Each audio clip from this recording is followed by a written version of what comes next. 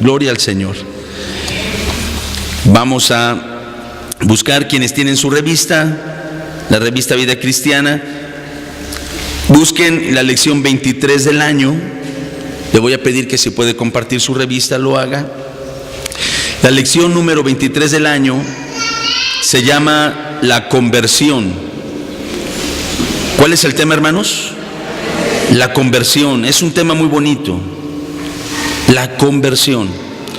Y vamos a leer en el Salmo número 32. Gloria al Señor.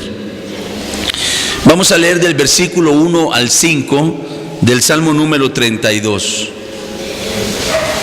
Gloria al Señor. Amén. Gloria a Dios. Vamos a leerlo unidos en el nombre del Padre y del Hijo y del Espíritu Santo.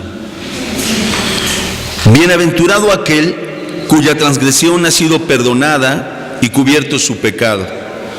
Bienaventurado el hombre a quien Jehová no culpa de iniquidad y en cuyo espíritu no hay engaño. Mientras callé, se envejecieron mis huesos en mi gemir todo el día. Porque de día y de noche se agravó sobre mí tu mano, se volvió mi verdor en sequedades de verano. Mi pecado te declaré y no encubrí mi iniquidad. Dije, confesaré mis transgresiones a Jehová, y tú perdonaste la maldad de mi pecado. Vamos a orar. Bendito Señor y Dios nuestro Padre, te damos muchas gracias por darnos la vida y por permitirnos estar en esta mañana en tu santo templo, en la escuela dominical. Gracias te damos también por permitirnos a través de los medios llegar a otros hermanos que están en otros lugares para llevarles también tu palabra.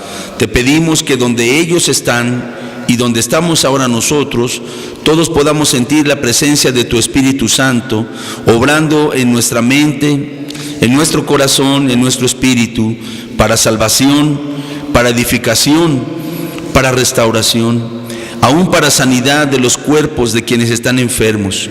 Concédenos pues la dirección de tu Espíritu Santo, te lo suplicamos en el dulce y maravilloso nombre de Jesucristo, nuestro Señor y nuestro Salvador. Aleluya, amén y amén. Siéntense, hermanos, por favor. Vamos en esta hora a tener este estudio. Gloria al Señor. Decíamos que el tema es la conversión. ¿El acto de qué, hermanos? De la conversión. Este es un acto por el cual hemos de pasar todos aquellos que queremos llegar a tener una vida de comunión con el Señor. Amén. ¿No podría ser que nosotros empecemos a llevar una relación con Dios, una relación de comunión con Dios? No solamente de decir, sí sé que hay un Dios, eso lo dicen muchos, pero decir, sé que hay un Dios, es una distancia muy grande a la de decir, camino con Dios, camino con Dios. Dios está conmigo. Yo soy su hijo y Él es mi padre. Para que esto ocurra, tiene que haber en el hombre y en la mujer un proceso que se llama el proceso de la conversión, que es darle la espalda al mundo, darle la espalda al pecado, abandonarlo y empezar a andar en un camino nuevo, en una senda nueva. Vamos a ver durante esta lección algunas citas que hablan acerca de esta realidad y necesidad en la vida de todo hombre. La gente del mundo, cuando ve que una persona cambia en ciertos aspectos de su vida, cuando el Señor nos salva, cambian todos, pero la gente del mundo solamente alcanza a percibir algunos, ¿verdad? Pero cuando alguien viene al Señor, cambia toda su vida, porque como hemos dicho en otras ocasiones, Dios no pone parches en nuestra vida. El Señor no va a parchar tu vida en algún área, sino que Dios quiere cambiar toda tu vida. Como dice la Escritura, de modo que si alguno está en Cristo, nueva criatura es, las cosas viejas pasaron, he aquí, todas son hechas son hechas nuevas. Todo en nosotros tiene que ser renovado y el Señor lo hace. Pero yo le decía, nuestras amistades, nuestros familiares, los compañeros de trabajo no van a percibir ese cambio en su manera global, pero sí van a ver ciertos cambios, algunas cosas diferentes en algunos hábitos, en algunas costumbres que teníamos antes y que ahora ya no se van a manifestar. Y cuando ellos ven eso, dicen, muchos de ellos burlonamente dicen: ya te lavaron el cerebro, ya te lavaron el cerebro, ya te hiciste hermano, ya te hiciste aleluya, ¿Y a poco no han oído esa expresión? A lo mejor no se las han dicho a ustedes directamente, qué bueno que no ha sido así, pero a quien se la hayan dicho también eso ya no nos interesa, que nos lleguen a decir eso, ya te lavaron el cerebro. ¿Por qué no? Pero realmente ellos están diciendo eso porque están viendo algo en nosotros. Y ver eso los hace expresarse de esa manera. Ellos no lo saben, pero de alguna manera, al decirnos a nosotros, ya te lavaron el cerebro, ellos están dando testimonio de que en nosotros ha sucedido la conversión. Gloria a Dios.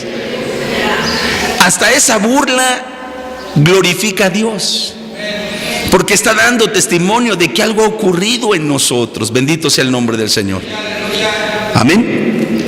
Vamos a leer, como nos dice en la revista, la introducción.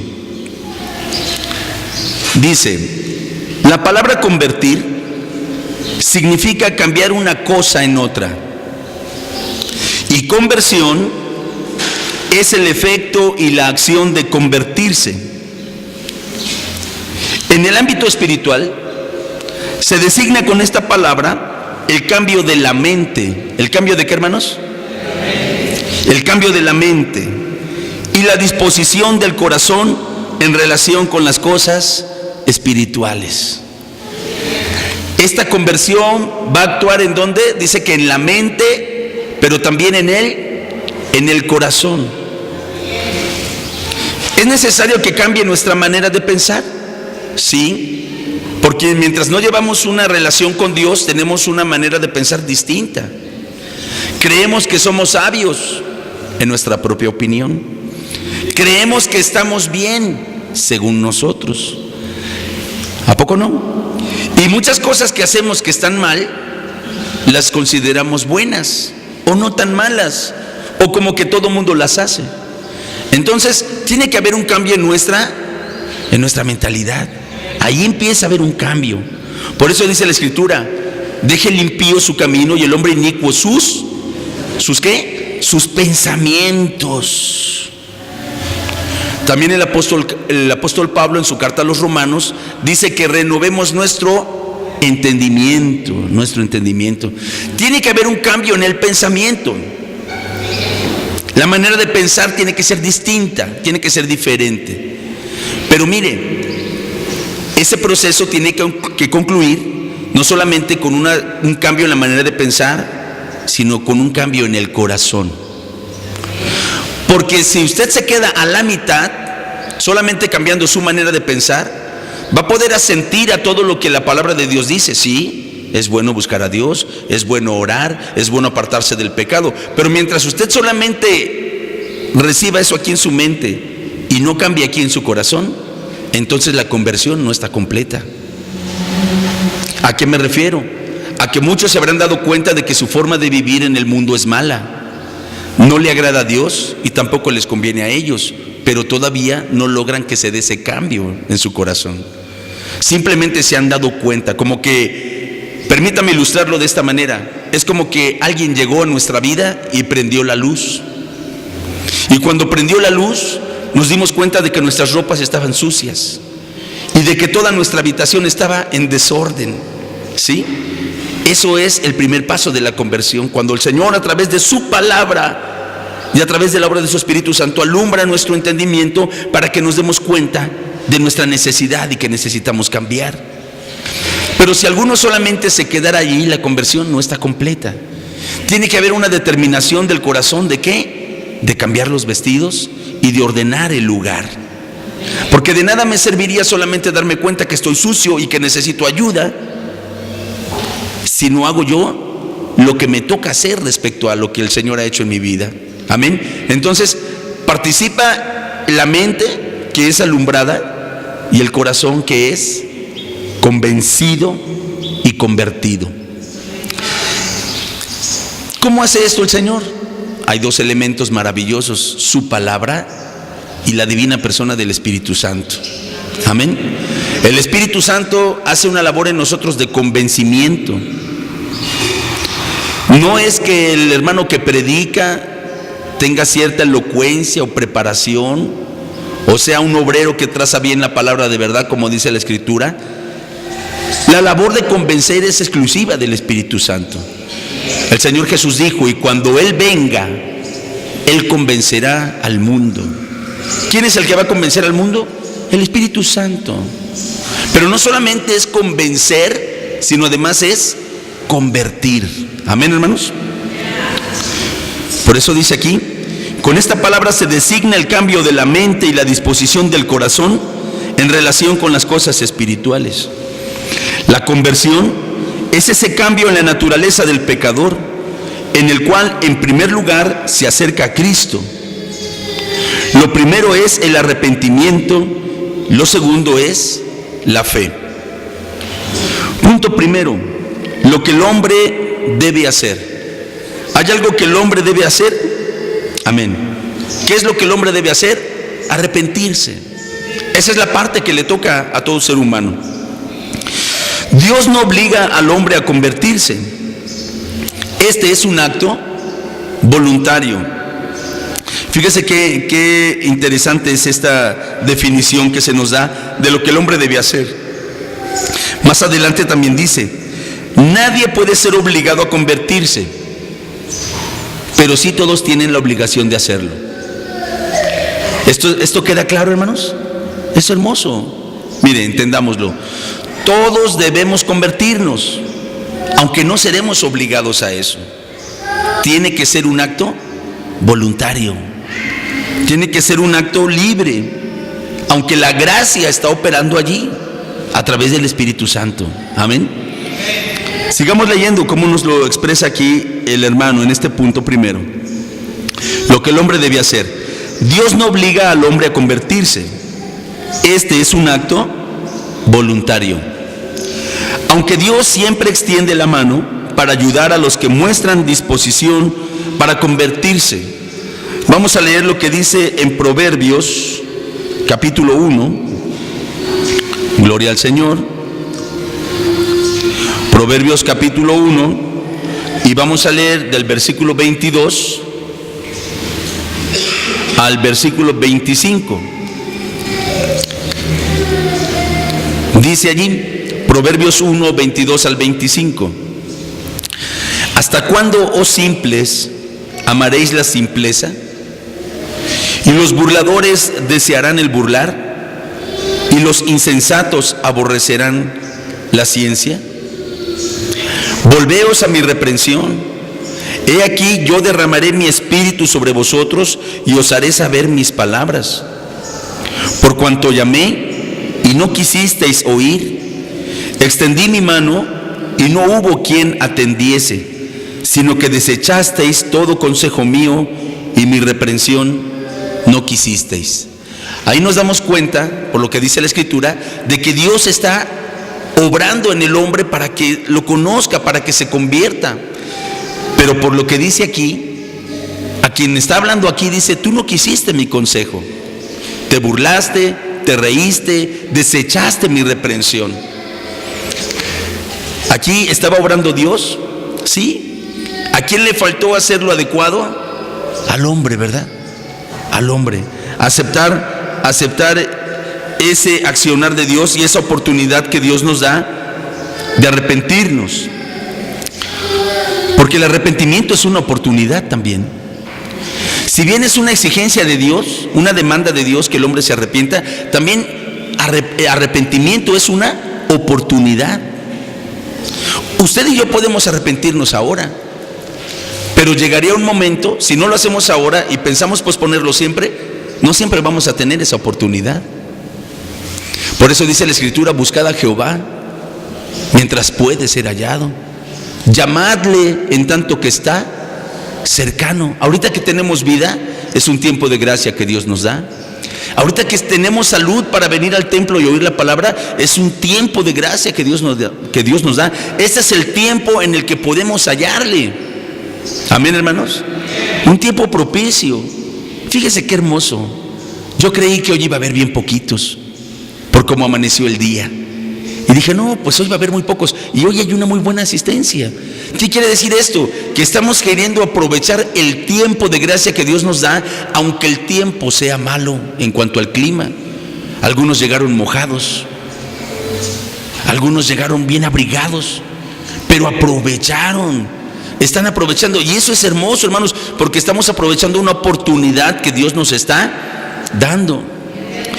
Inclusive quienes no lo buscan, como en esta hora usted y yo le estamos buscando, Dios se está manifestando en ellos a través de que va a poner en su vida situaciones que a veces sean quizá conflictos, quizá necesidades, quizá problemas, con tal de que lo busquen. Porque usted y yo bien sabemos que hay personas que, y la mayoría de los seres humanos somos así, nos acordamos de Dios solamente cuando tenemos problemas y lo buscamos solamente cuando tenemos algunas necesidades. Eso es cierto. Por eso también dice en un salmo la Escritura: vuelves al hombre hasta ser quebrantado, y dices, convertíos hijos de los hombres. A veces Dios, con tal de que nos volvamos a Él, va a quebrantar nuestra vida. Ojalá que eso no fuese necesario, ¿verdad? Ojalá que todos tuviésemos un buen entendimiento y un sano juicio para venir a Él con cuerdas de amor, como dice el profeta. Pero si no, como Dios nos ama tanto, en ocasiones tendrá que usar quizá algunos métodos más rudos, pero su propósito es el mismo: que vengamos a Él, que nos convirtamos. Con todo y eso, sea que nos traiga con cuerdas de amor o que nos azote con vara para convertirnos, al final la decisión la tendrá que tomar el hombre. Amén. Al final la decisión la vas a tener que tomar tú y yo. Porque como dice aquí en Proverbios 1, 24 y 25, por cuanto llamé y no quisiste oír, extendí mi mano y no hubo quien atendiese, sino que desechasteis todo consejo mío y mi reprensión no quisisteis. Nos damos cuenta, Dios está llamando, Dios está haciendo la parte suya. ¿Cuál es la que le toca al hombre? Arrepentirse. Amén. Vamos a ver unas citas más. En los siguientes versículos notamos que Dios siempre apelará a la voluntad humana. Ezequiel 14:6. Vamos a leerlo. En otras ocasiones les he dicho que lo lean ustedes, pero en esta hora, como estamos grabando, para que quede bien grabado en el audio, lo voy a leer yo aquí, pero juntamente con ustedes. Ezequiel 14:6 dice: por tanto, di a la casa de Israel, así dice Jehová el Señor, convertíos y volveos de vuestros ídolos y apartad vuestro rostro de todas vuestras abominaciones. Una de las cosas que muchos hombres y mujeres han tenido que dejar para venir al Dios verdadero es dejar ¿qué? Los ídolos. Dejar el culto a las imágenes, abandonarlo. ¿Y a cuánta gente le cuesta eso, verdad? Porque dice: es lo que me enseñó mi abuelo, es lo que me enseñaron mis padres. Son reliquias que han estado en la familia por muchas generaciones, y mucha gente le cuesta dejar sus ídolos porque siente que está traicionando a la familia, que se está traicionando a sí mismo. Pero en realidad son sentimientos que pone el diablo, ¿verdad? Para que la gente siga aferrada al engaño. El Dios verdadero nos dice: deja eso, convertíos de vuestros ídolos, dejarlos, ¿verdad? Qué hermoso es eso. Hace unos días les platicaba del testimonio de una hermana que nos habló de Michigan y nos decía: hermano, que siga pasando el programa, que sigue pasando el programa. Le digo: ¿a poco usted lo ve allá? ¿Usted no lo ve? No, dice, pero yo tengo familia en Morelos. Mis papás viven en Loma Bonita, una colonia de Temisco. Y yo sé que mis papás veían el programa de televisión. ¿Y sabe qué? Yo me he dado cuenta que mis papás, que eran bien idólatras, ya no lo son. Ya no lo son. Y sé que para que eso ocurriera, alguien tuvo que llevarles la palabra. Pero ellos actualmente no van a ningún templo, sino que se estaban alimentando solamente del programa de televisión. Pero mire, qué hermoso es. La luz de la palabra puede hacer que alguien deje los ídolos. Claro que sí, claro que sí. Y a veces lo hace de una manera tan inmediata, tan extraordinaria. Recuerdo aquella mujer de 99 años que vivía en una vecindad en la colonia Tlaltenango, de aquí de Cuernavaca. Estuvimos haciendo un culto en su casa, y la primera vez que yo entré a su casa estaba llena de imágenes, de cuadritos y de crucifijos y de muchas imágenes, toda su casa llena. A la semana, cuando regresamos al siguiente culto, ya no había ninguna imagen. Oye, ¿quién le dijo que las quitara? ¿Sabe quién hubiera podido convencer a una persona que durante 99 años vivió creyendo en eso, para que en una semana regresáramos y ya no halláramos imágenes? ¿Quién pudo hacer esa obra? Dios. ¿Pero qué tuvo que hacer ella? Una decisión en su corazón. Y qué bueno que la tomó. ¿Sabe por qué? Porque no duró muchas semanas, el Señor la llamó. Y yo recuerdo que una de las últimas veces que hablé con ella antes de que ella muriera, me decía: hermano, le doy gracias a Dios que me dio tantos años de vida, para que ya en los últimos días de mi vida yo pudiera conocer la verdad, pudiera conocer el Evangelio y pudiera estar a cuentas para irme con Dios. Iba a cumplir un siglo de vida. 99 años los había vivido en el error. Y las últimas semanas llegó la luz de la palabra. Gloria a Dios. Y ella también en su corazón accedió. Aleluya. Porque el Señor dice: convertíos y volveos de vuestros ídolos y apartad vuestro rostro de todas vuestras abominaciones. Vamos a leer lo que dice también aquí mismo en Ezequiel, pero ahora el capítulo 18, el versículo 32. Es Dios mismo quien está hablando a través del profeta, y aquí muestra cuál es su sentir para con el pecador. Dice en Ezequiel 18:32: porque no quiero la muerte del que muere, dice Jehová. Convertíos pues y viviréis. Obviamente está hablando de la muerte espiritual, porque la gran mayoría de los hombres pasará por la muerte física, pero no esa muerte, no es a esa muerte física a la que el Señor se está refiriendo aquí, sino a la muerte segunda, a la muerte espiritual. Y dice: no quiero la muerte del que muere. Dice Jehová el Señor: convertíos pues y viviréis. El libro del profeta Joel, capítulo 2, versículo 12. Por eso pues ahora, dice Jehová, convertíos a mí con todo vuestro corazón, con ayuno y lloro y lamento. Qué hermoso lo dice este texto. Vea todo lo que se involucra cuando nos convertimos a Dios. No solamente es una situación de comprensión mental. Esto no se queda en el ámbito de lo intelectual. Sí tiene que ver con lo intelectual.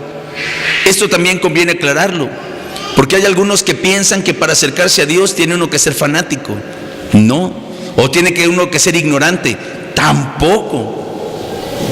Un fanático no va a poder conocer al Dios verdadero. Vivirá en el fetichismo, en la idolatría, en las tradiciones. Eso sí es fanatismo.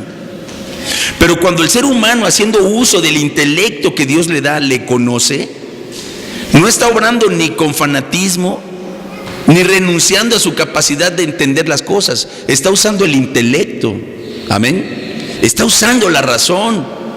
Pero no solamente es una cuestión de nivel intelectual, se involucra todo el espíritu del hombre, todo el ser del hombre.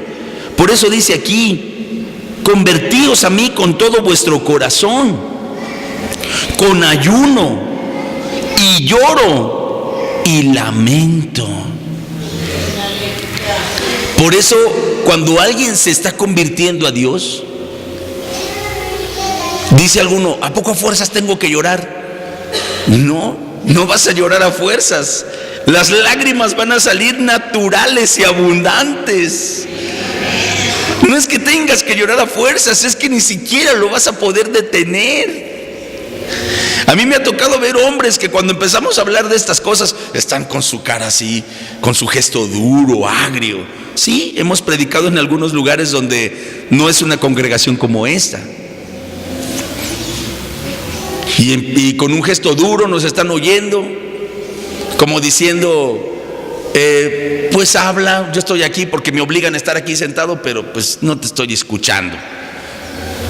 Y al término de una predicación, ver esos rostros duros que no querían llorar, derramando lágrimas. No es que a fuerzas tengas que llorar, pero es que cuando el Espíritu Santo toca nuestro corazón y alumbra nuestra mente, y cuando nos damos cuenta de nuestra condición, aunque queramos evitarlo, no podemos. Y entonces vamos a Él con todo nuestro corazón, con lloro, con lamento, con vergüenza, porque pareciera como si estuvieran a punto de exhibir nuestra vida delante de todos. Y nos sentimos avergonzados de la forma en que hemos vivido, pero venimos al Señor, un Dios bueno que perdona la maldad. En Marcos 15, vamos a leer lo que dice Marcos 15. Gloria al Señor.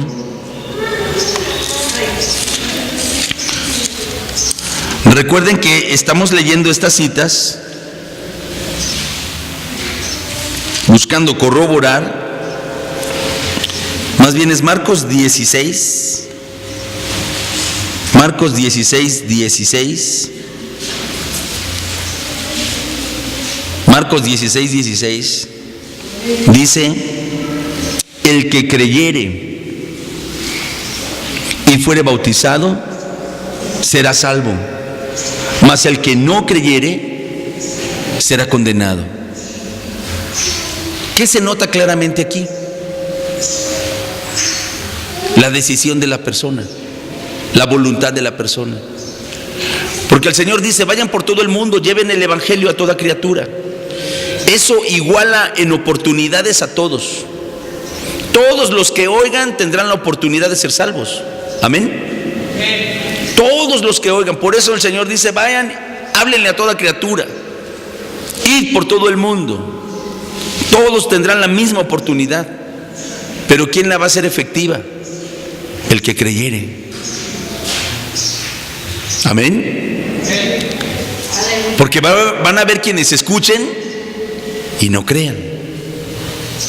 Ahora, aquí va más allá el pasaje bíblico. Dice: el que creyere y fuere bautizado.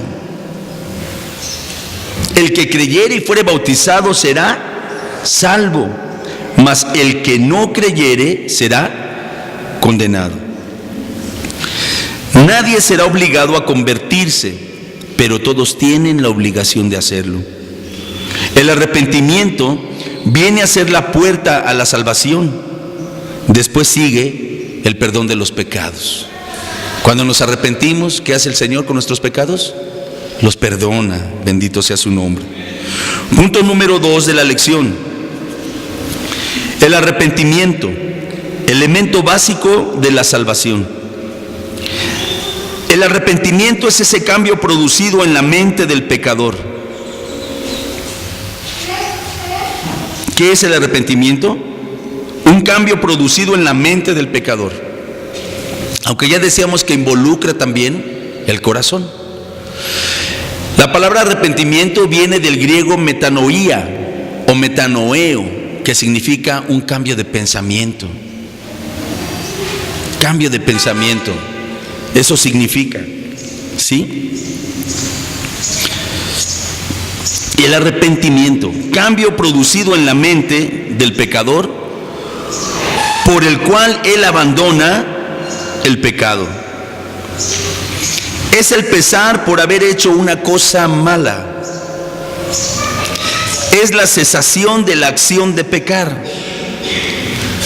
Fíjese, no es simplemente remordimiento, porque el que siente remordimientos siente un leve malestar por haber hecho algo malo, pero después lo vuelve a hacer. Hay gente que se acostumbra a vivir con remordimientos, ¿verdad? Se acostumbra a vivir con el remordimiento, pero el remordimiento no salva, sino el arrepentimiento. Porque el que se arrepiente no solamente se está sintiendo incómodo por algo que hizo, o está sintiendo un profundo dolor, tristeza y vergüenza por cosas que ha hecho, sino que determina ya no hacerlas. Como dice la Escritura, vuelvo a citar al profeta Isaías: deje el impío su camino y el hombre inicuo sus pensamientos. Gloria al Señor.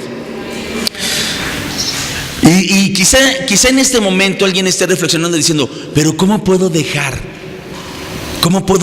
mis caminos? O sea, me queda claro que hay cosas que hago que no están bien. También tengo muy claro que debo dejar de hacerlo. Mi problema es que no puedo. Quizá alguno no ha podido dejar las malas palabras. Quizá alguno diga: ¿y a poco es pecado? Sí, de toda palabra ociosa que hablen los hombres darán cuenta.